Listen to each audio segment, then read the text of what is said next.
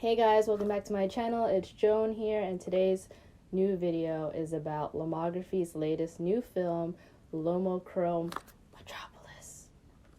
Is it just me, or like everyone likes the packaging? Like, it's so cute. This is a 35mm version of it, and it's a color negative film. It says here that you could range the ISO or ASA, if you go old school, from 100 to 400. It has 36 exposures. You could process it with C41, and yeah, it just is one roll. This is one roll of film, guys. The info on the box. And when you open it, we didn't mess it up, guys. We're still intact. The box is still intact. So it comes with this roll of film. Open it.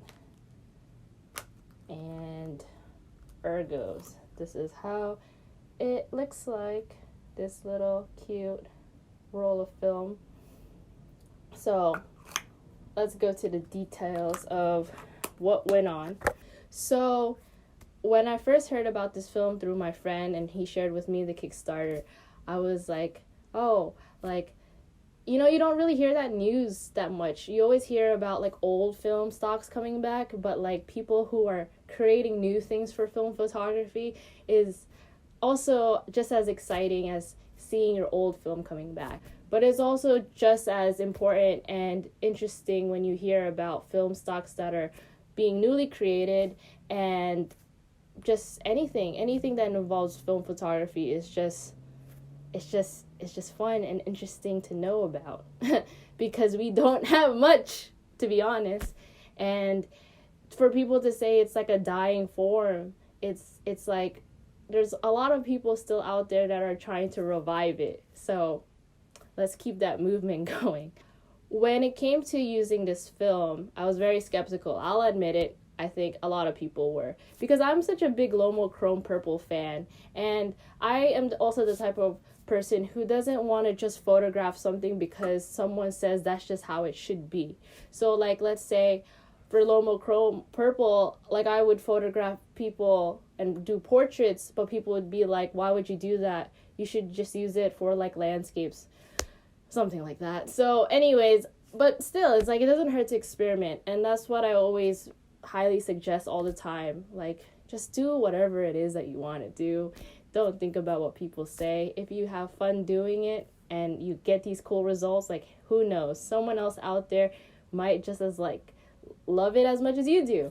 And so with Lomochrome Metropolis, like I said, I was very skeptical about the color. I'm not really familiar with, you know, more focus on this bluish greenish tone.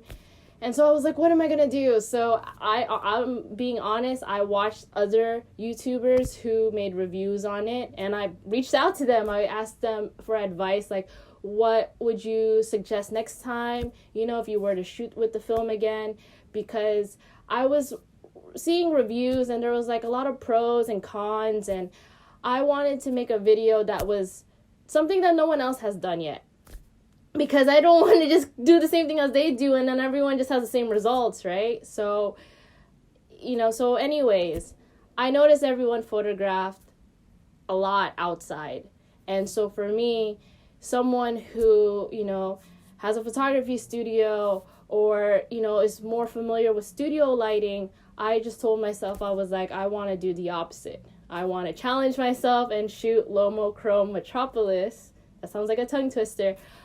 Indoors. I knew the aesthetic I wanted for this photo shoot, which was leaning towards a neon light, black, dark background, and I wanted this futuristic look. I feel like that's like my signature. I always go for that like cinematic style, not just because I am a film student, but also like that's just like the type of look overall that I go for.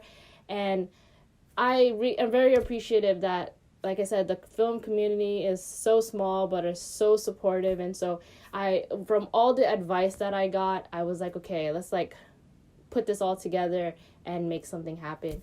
So long story short, I was in my school cafeteria one day and I was like, okay, I got the rolls of film now.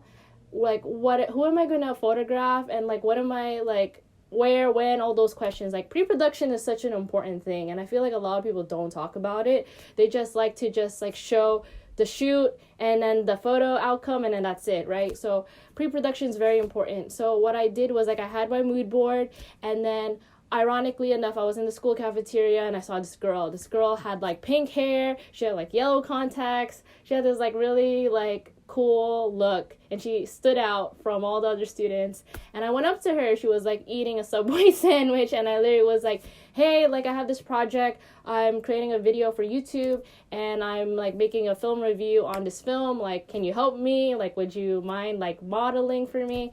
And so we set it up. So that's like one tip. If you see someone that looks like you want to photograph them, like, don't hesitate. You should ask them. The worst thing they could do is say no.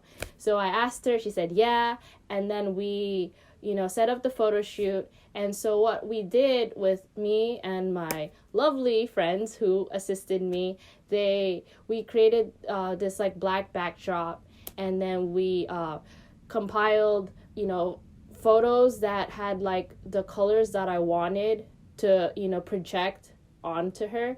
And so first of all, I rated the film. So the box says 100 to 400, but a lot of people that have already shot with Metropolis have said that they've suggested 400. So I rated the film for ISO 400. Also, another thing, I use my Canon EOS 1V. A lot of people get this question all the time, like, what camera did you use? I use this because I like the fact that I shoot mostly Canon, so I could use my EF lenses on it.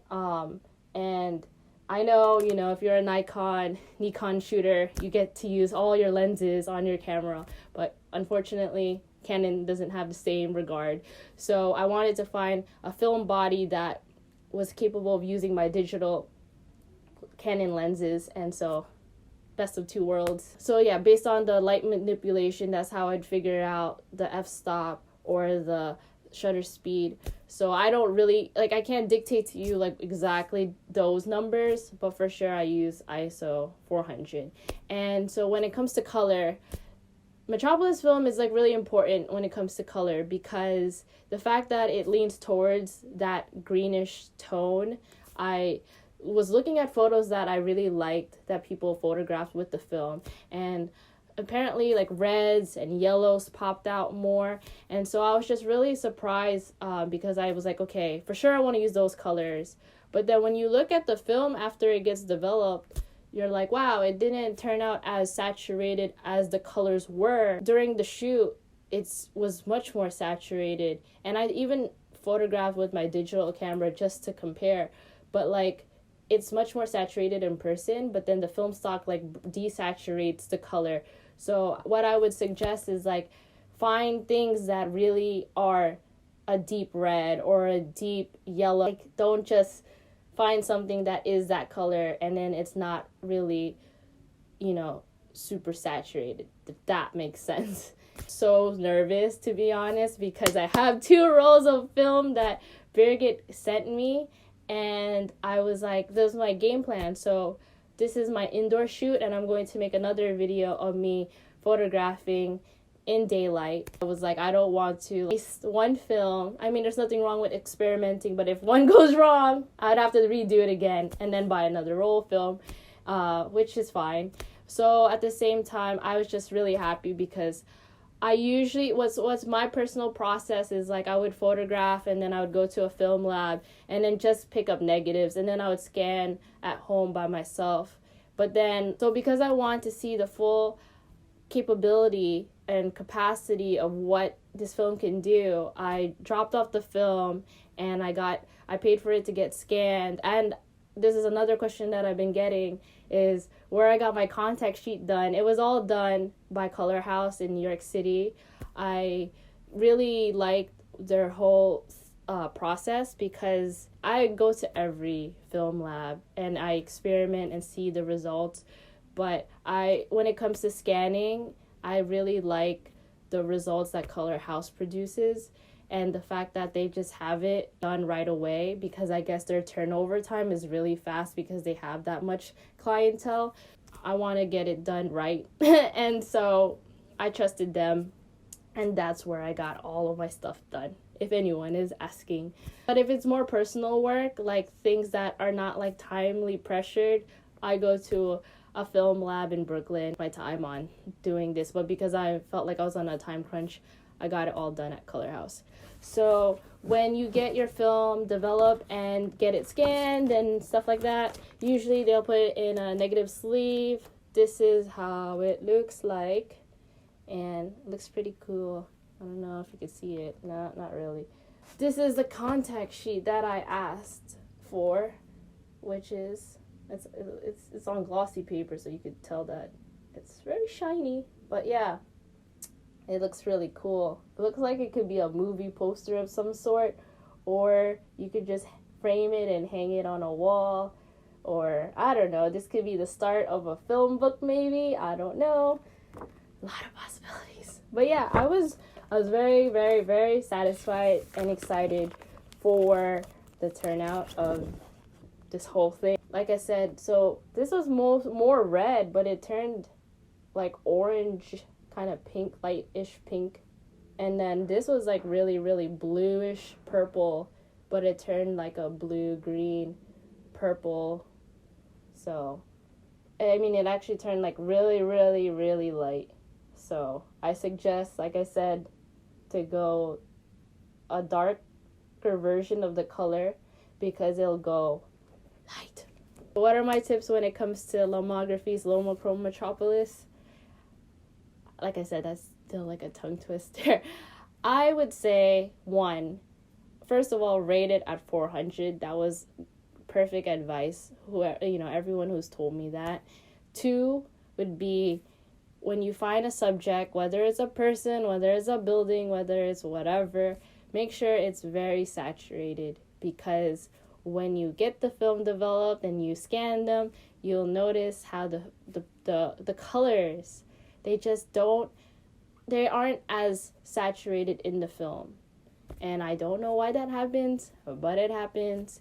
And study some color theory. So if you know that the film is any film, but let's say, for example, this film is towards a greenish bluish tone, like I would try to find like the complementary color of it, which is red. Like play around with colors that are like opposite with each other with the color of the film.